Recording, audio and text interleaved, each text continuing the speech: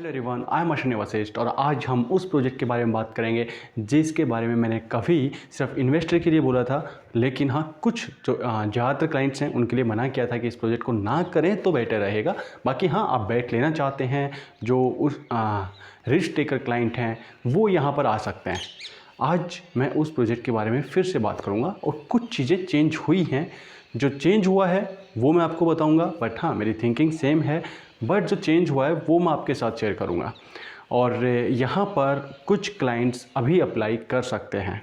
करने का कारण क्या है मैं वो भी बताऊंगा, और कौन से क्लाइंट यहाँ पर इन्वेस्टमेंट कर सकते हैं मैं आपको वो भी बताऊंगा।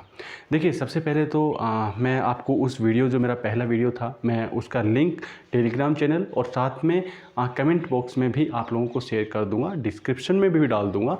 आप एक बार उसको चेक कर लेना, क्योंकि जो क्लियरिटी है वो अच्छे से सामने आ जाएगी कि मैंने उस टाइम पर क्यों मना किया था और आज मैं किन क्लाइंट्स के लिए, अभी भी सभी के लिए नहीं, लेकिन कुछ एक क्लाइंट्स हैं जिनको मैं कहता हूं कि अभी आप कर सकते हैं, रिस्क पहले से कम है। देखिए, सबसे पहले तो ये है कि मैंने इस प्रोजेक्ट के जो बिल्डर है इसके इंटेंशन पर सवाल उठाया था, और आप लोगों ने देखा होगा कि प्रोजेक्ट का ड्रॉ हुआ तो बहुत सारे क्लाइंट्स ने कहा कि हमारा नाम नहीं आया, हमारा जो एप्लीकेशन है वो ही रिजेक्ट कर दी गई, और ऐसे बहुत सारे जो सवाल हैं यहाँ पर उठते हैं बिल्डर के लिए। अब इसकी सफाई में कुछ भी बोला जा सकता है कि यहाँ पर प्रधानमंत्री आवास योजना की सर्टिफिकेट लोगों ने नहीं दी और पहले उन्होंने फिल कर दिया।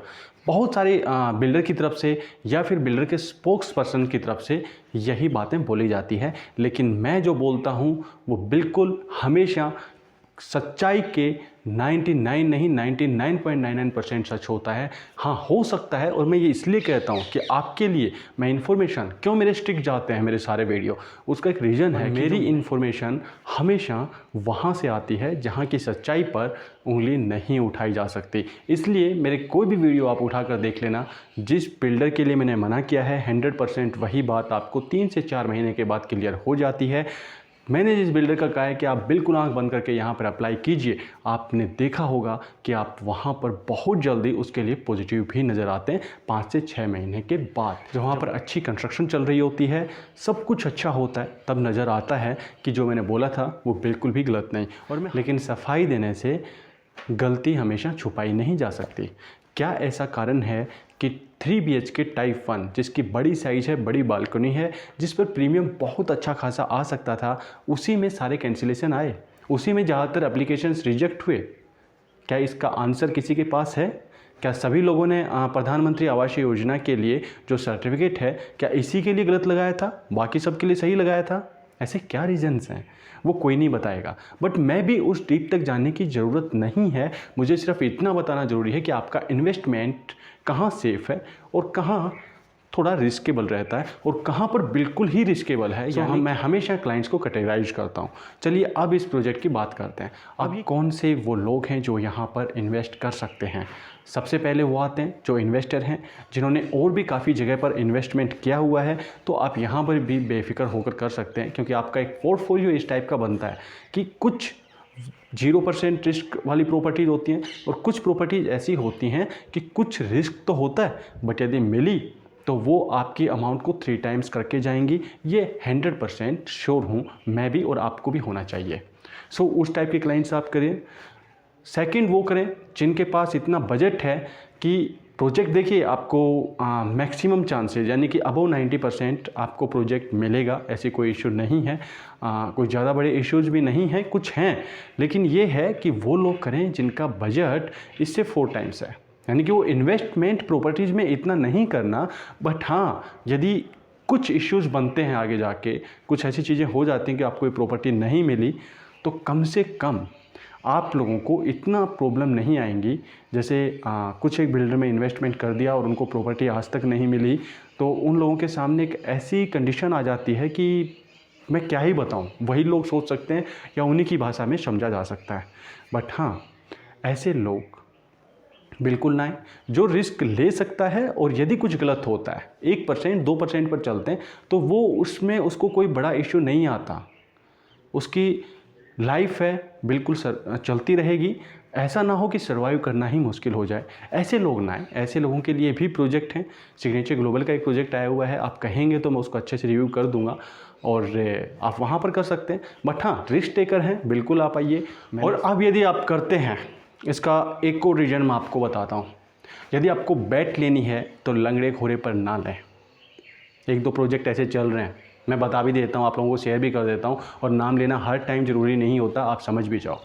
यदि आपको बैट लेनी है तो ऐसे घोड़े पर ले सकते हैं जो हॉर्स राइडर है, उसके इंस्ट्रक्शन पूरी तरह से फॉलो नहीं कर रहा है, बट हाँ, यदि हॉर्स राइडर यानी कि ट्रेनर अच्छा है तो उससे कराया जा सकता है, और यदि उससे फॉलो कराया जाए तो वो रेस बड़ी आसानी से जीती जा सकती है, क्योंकि घोड़ा हेल्दी है। बट ऐसे घोड़े पर नहीं कि घोड़ा ही लंगड़ा हो, तो वो तो आप पहले ही मानकर चलें कि वहाँ पर तो आप रिस्क लेना, रिस्क नहीं, आप खुद गड्ढे में जंप कर रहे हो तो डेफिनेटली गिरोगे। तो वैसी प्रॉपर्टीज़ भी मैं आपके साथ टाइम टू टाइम शेयर करता रहता हूँ। हाँ, ये वो घोड़ा है जो मालिक के पूरी तरह से इंस्ट्रक्शन फॉलो नहीं कर रहा, पूरी तरह से मानता नहीं है, बट हाँ हेल्दी है, बहुत अच्छा है, स्पीड से दौड़ सकता है। तो इसमें सेम वही है कि यदि ये आपको टाइम पर प्रोजेक्ट मिलता है, टाइम क्या यार, यदि 5-6 महीने लेट भी मिलता है, तो ये एक ऐसा प्रोजेक्ट है जो आप अपनी वैल्यू का 3 टाइम्स आपको देकर जाएगा। ये तो हम बिल्कुल मानकर चल सकते हैं। और उसके बाद यहाँ पर अप्लाई करके आराम से बैठ जाना वो भी गलत होगा। जैसा कि मैंने बताया कि एक ट्रेनर की तरह काम कीजिए, आप देखते रहिए उस घोड़े की चाल को कि किधर चल रहा है, किधर नहीं चल रहा। गलत चल रहा है तो वहाँ पर प्रॉपर ट्रेनिंग चाहिए, उस टाइप से आप कहीं भी जैसे भी उस घोड़े को चलाना है, जो भी तरीके हो सकते हैं आप उसको करें, तब तो आप कोई दिक्कत नहीं है, प्रॉब्लम नहीं है। बट हाँ, सचेत रहें, हमेशा देखते रहें कि क्या हो रहा है, अपनी कितनी कंस्ट्रक्शन हो चुकी है, मैंने अप्लाई किया है, मेरा एप्लीकेशन में नाम आता है या नहीं आता, नहीं आता तो क्या रीजन्स हैं, कुछ ऐसा तो नहीं हुआ कि मेरी एप्लीकेशन रिजेक्ट हो गई या कुछ और ऐसे कारण हुए। यदि हुए तो उसको उठाएं, क्योंकि पिछली बार जब हुआ था तो वहाँ पर दोबारा से चांस देना पड़ा था बिल्डर को।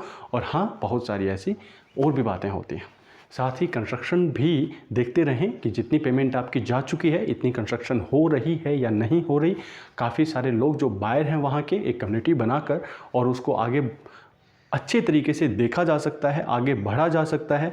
यही मेरी कुछ सलाह है, आपको एडवाइस हैं रॉयल ग्रीन के लिए एंड सिग्नेचर ग्लोबल के लिए। यदि आपको एफिडेविट की नीड है तो मैं बिल्कुल उसको टेलीग्राम चैनल पर डाल देता हूं, आप वहां से लेकर उसको नोटराइज करा सकते हैं। सबसे अच्छा होगा कि नोटराइज आप खुद जाकर कराएं, लेकिन फिर भी यदि आपके पास टाइम की प्रॉब्लम है या कुछ ऐसे इश्यूज हैं कि आप नहीं जा सकते, तो आप बिल्कुल मुझे व्हाट्सएप पर लिख कर भेज सकते हैं, मैं बिल्कुल वहाँ पर करवा सकता हूँ। यदि आपको एफिडेविट के रिगार्डिंग या फिर फॉर्म अप्लाई करते टाइम कुछ इश्यूज आ रहे हैं तो आप मुझे व्हाट्सअप कर सकते हैं। मैं जैसे ही मुझे टाइम मिलेगा मैं आप लोगों के साथ कोऑर्डिनेट करूँगा और जो भी हेल्प हो सकती है बिल्कुल करूँगा।